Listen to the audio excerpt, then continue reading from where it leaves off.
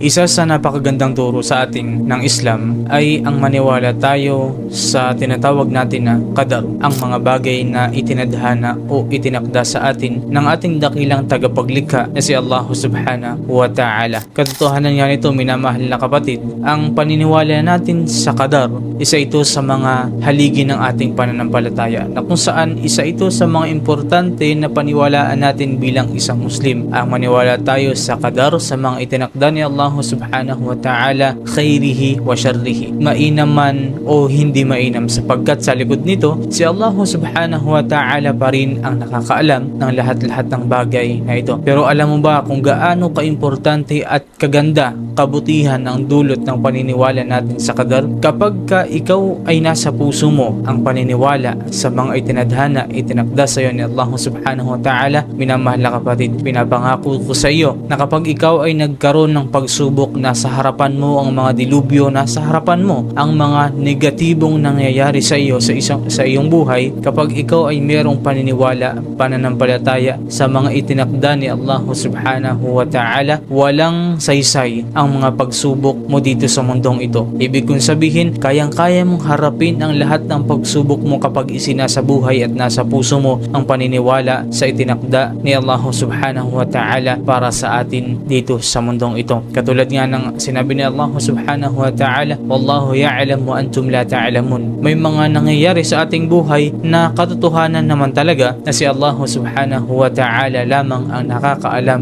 ng lahat ng bagay na ito, at tayo ay hindi natin nalalaman ang kabutihan at kagandahang dulot nito para sa atin. Kaya naman mga minamahal na kapatid magulang, maniwala tayo at manampalataya tayo sa kabutihang mga itinakda sa atin ni Allah subhanahu wa ta'ala.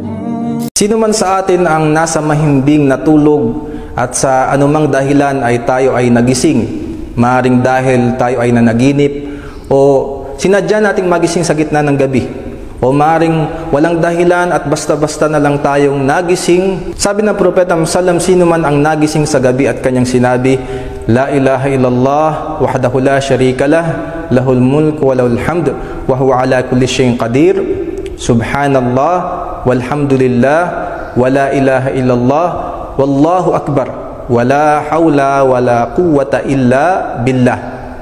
Pagkatapos niyang sabihin ito, sino man ang humiling ng kapatawaran sa Allah ay siguradong papatawarin ang kanyang mga kasalanan. O kung siya ay humiling ng kahit anong kanyang ninanais dito sa buhay at sa kabilang buhay, sabi ng propeta, siguradong sasagutin ang kanyang panalangin.